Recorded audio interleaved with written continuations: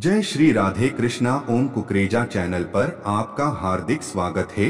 हरि अनंत हरि कथा अनंता में आज सुनिए नेत्रहीन संत। एक बार एक राजा अपने सहचरों के साथ शिकार खेलने जंगल में गया था। वहां शिकार के चक्कर में एक दूसरे से बिछड़ गए और एक दूसरे को खोजते हुए राजा एक नेत्रहीन संत की कुटिया में पहुंचकर अपने बिछड़े हुए साथियों के बारे में पूछा। नेत्रहीन संत ने कहा, महाराज, सबसे पहले आपके सिपाही गए हैं, बाद में आपके मंत्री गए, अब आप स्वयं पधारे हैं। इसी रास्ते से आप आगे जाएं तो मुलाकात हो जाएगी। संत के बताए हुए रास्ते में राजा ने घोड़ा दौड़ाया और जल्दी ही अपने सहयोगियों से जा मिला और नेत्रहीन संत के कथनानुसार ही एक दूसरे से आगे पीछे पहुंचे थे।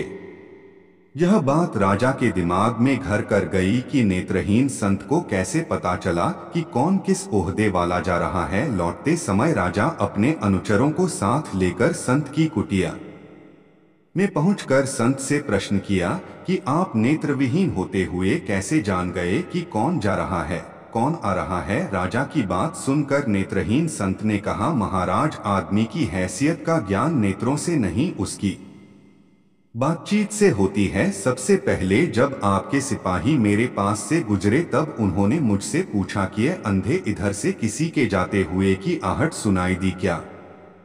तो मैं समझ गया कि यह संस्कार विहीन व्यक्ति छोटी पदवी वाले सिपाही ही होंगे। जब आपके मंत्री जी आए तब उन्होंने पूछा, बाबा जी, इधर से किसी को जाते हुए, तो मैं समझ गया कि यह किसी उच्च ओहदे वाला है, क्योंकि बिना संस्कारित व्यक्ति किसी बड़े पद पर आसीन नहीं होता। इसलिए मैंने आपसे कहा कि सिपाहियों के पीछे मंत्री जी गए हैं। जब आप स्वयं आए तो आपने कहा, सूरदास जी महाराज, आपको इधर से निकलकर जाने वालों की आहट तो नहीं मिली। तो मैं समझ गया कि आप राजा ही हो सकते हैं, क्योंकि आपकी वाणी में आदर सूचक शब्दों का समावेश था और दूसरे का आदर वही कर सकता है जिसे दूसरों से आदर प्राप्त होता है, क्योंकि जिसे कभी कोई चीज नहीं मिलती तो वह उस वस्तु के गुणों को कैसे जान सकता है। दूसरी बात, यह संसार एक वृक्ष स्वरूप है। जैसे वृक्ष में डालियां तो बहुत होती हैं, पर जिस डाली में ज्यादा फल लगते हैं वही झुकती है। इसी अनुभव के आधार में मैं नेत्रहीन होते हुए भी सिपाहियों, मंत्री और आपके पद का पता बताया। अगर गलती हुई हो महाराज तो क्षमा करें। राजा संत के अनुभव से प्रसन्न होकर संत की जीवन वृत्ति का प्रबंध राजकोष से करने का मंत्री जी को आदेशित कर वापस राजमहल आया। शिक्षा खुश माली। आजकल हमारा मध्यम वर्ग परिवार संस्कार विहीन होता जा रहा है।